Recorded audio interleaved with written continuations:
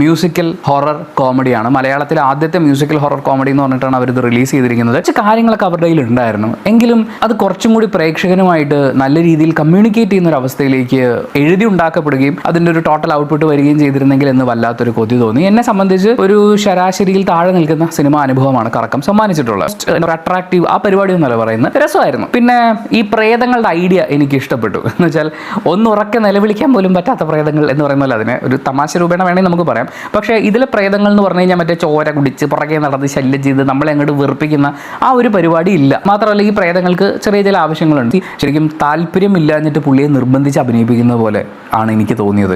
പുള്ളിയിൽ ആ ഒരു നീരസം അഭിനയത്തിൽ പ്രകടമാവുന്നത് പോലെ എനിക്ക് തോന്നി. കാരണം ശ്രീനാഥ് ബാസി ആ ഒരു സ്കെയിലിലേക്ക് വരുന്നുണ്ട്, പക്ഷേ ചില സമയത്ത് ശ്രീനാഥ് ബാസി ആവാണ്.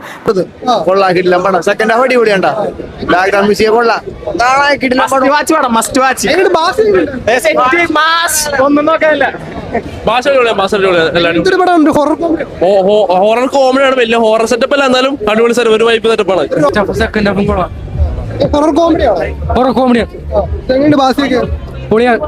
സുഭാഷ് ലളിത സുബ്രഹ്മണ്യനാണ് സംവിധാനം ചെയ്തിരിക്കുന്നത്. ശ്രീനാഥ് ബാസി, ഫെമിന ജോർജ്, പ്രവീൺ ടി ജെ തുടങ്ങിയവരാണ് പ്രധാന വേഷങ്ങൾ. പടം എങ്ങനെയുണ്ടെന്ന് ചോദിച്ചാൽ ഒരു ബിലോ ആവറേജ് ഹൊറർ കോമഡി പടമാണ് കറക്കം. പേര് പോലെ തിയേറ്ററിനുള്ളിൽ കയറി കഴിഞ്ഞ് നമ്മളൊന്ന് വട്ടം കറങ്ങും. തിയേറ്ററിൽ നിന്ന് ഇറങ്ങിപ്പോണോ വേണ്ടയോ എന്നല്ലോ. സെക്കൻഡ് ഹാഫിൽ എന്തോ ഒരു ഇത്തിരി കഥയൊക്കെ പറയാനായിട്ട് ഇവരെ ശ്രമിച്ചിട്ടുണ്ട്. അതുകൊണ്ട് കണ്ടിരിക്കാമായിരുന്നു. സോ ഇവർക്ക് ഒരു ഐഡിയ ഉണ്ടായിരുന്നു, പക്ഷെ അത് ഡെവലപ്പ് ചെയ്ത് സ്ക്രിപ്റ്റ് ആക്കി വെച്ചിരിക്കുന്ന വളരെ ബോറായിട്ടാണ്. അതിന്റെ എക്സിക്യൂഷൻ ആണെങ്കിലും മൊത്തത്തിൽ പാളി. കോമഡി ഒന്നും അങ്ങനെ വലുതായിട്ടില്ല, ഹൊറർ ചെറിയ രീതിക്കൊക്കെ ഉണ്ട്, പക്ഷെ നമുക്ക് ലാസ്റ്റ് വരെ ഇങ്ങനെ കണ്ടിരിക്കാൻ പറ്റും. അത്യാവശ്യം നല്ല പടം തന്നെയാണ്. നമുക്ക് ഒരു വെറൈറ്റി ആയിട്ട് രീതിയിൽ അവരെടുത്തിട്ടുണ്ട്.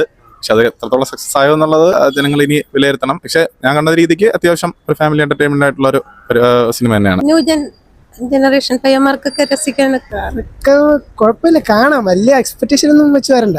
ഫസ്റ്റ് ഹാഫ് ഭയങ്കര ലാഗാണ്.